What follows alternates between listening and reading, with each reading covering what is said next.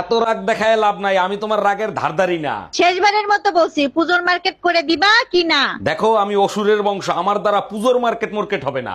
অসুর কিভাবে বধ করতে হয় আমি খুব ভালো করেই জানি।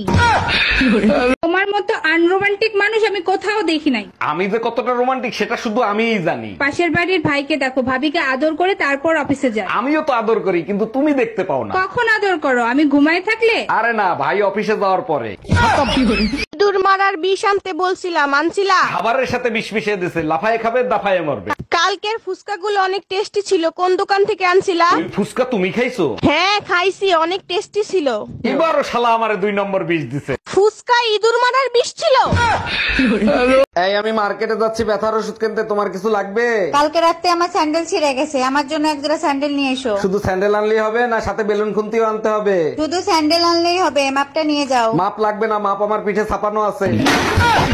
এই শোনো, এবার তো পুজোর মার্কেট করতে পারবো না, তুমি তোমার বাবার বাড়ি চলে যাও। ছেলে মেয়ে কি সাথে নিয়ে যাব নাকি তোমার কাছে থাকবে? ছেলে মেয়ে ওদের মামা বাড়ি পাঠিয়ে দেবো, আর আমি আমার শ্বশুর বাড়ি চলে যাবো। আচ্ছা ঠিক আছে, আর আমি মুড়া ঝাঁটা দিয়ে তোমারে বরণ করে নিব। আচ্ছা বলো তো, একটা ছেলে আর একটা মেয়ের ভিতরে বড় ব্যবধান কোথায়? আরে বোকা, একটা মেয়ে 9 মাসে একবার মা হতে পারে। একদম ঠিক বলছো, এই কারণেই তোমাকে নিয়ে আমি গর্ববোধ করি। আর একটা ছেলে চাইলে 9 মাসে 270 বার বাপ হইতে পারে।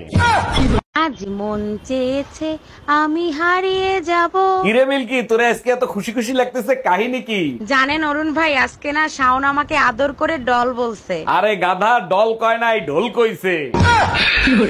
ইস, ভাবিরে যদি পাইতাম, সারা রাত কি যে করতাম। ভাইজান মনে মনে কি চিন্তা করতেছেন? যা ভাবতেছেন সেগুড়ে বালি। আরে না ভাবি, আমি তেমন কিছু ভাবতেছি না। মেয়েদের তো চিনেন না, চোখ দেখলেই বলে দিতে পারে। নোংরা চিন্তা ভাবনা বাদ দেন।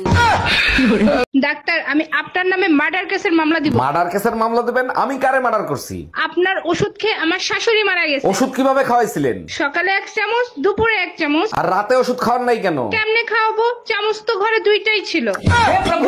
এই শোনো, রাস্তায় এক দরবেশের সাথে দেখা হয়েছে, সে বলছে প্রতিদিন কালাকুত্তারে খাইতে দিলে সংসারের উন্নতি হয়। আমি ওইসব দরবেশে বিশ্বাস করি না। বিয়ের পর থেকে তো কালাকুত্তারেই খাবার দিছি, কই তোমার কোনো উন্নতি হয়েছে? কবে খাইতে দিলে? আমি তো কোনোদিন দেখি নাই। আয়নায় তাকায় দেখো।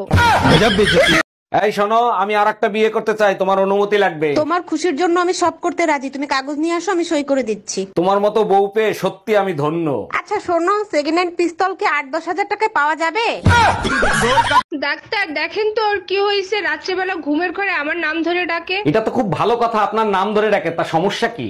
ডাক্তার সমস্যা হলো কালকে ওর বউ বাপের বাড়ি থেকে চলে আসবে। 1 মিনিট, তা আপনি কে? আমি পাশের বাড়ির ভাবি।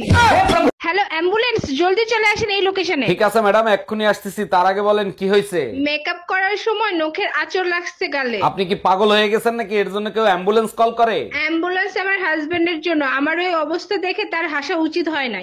আচ্ছা শোনো, আমাদের বিয়ের কথা কি তুমি বাসায় বলছিলা? হ্যাঁ বলছি, কিন্তু বাসা থেকে রাজি হচ্ছে না। কি করব বলো তো? তুমিই তো বলছিলা তোমার এক কথাই নাকি তোমার বাবা মা রাজি হয়ে যাবে। আরে বাবা মা তো রাজি আছে, কিন্তু স্বামীকে বোঝাবো কি করে?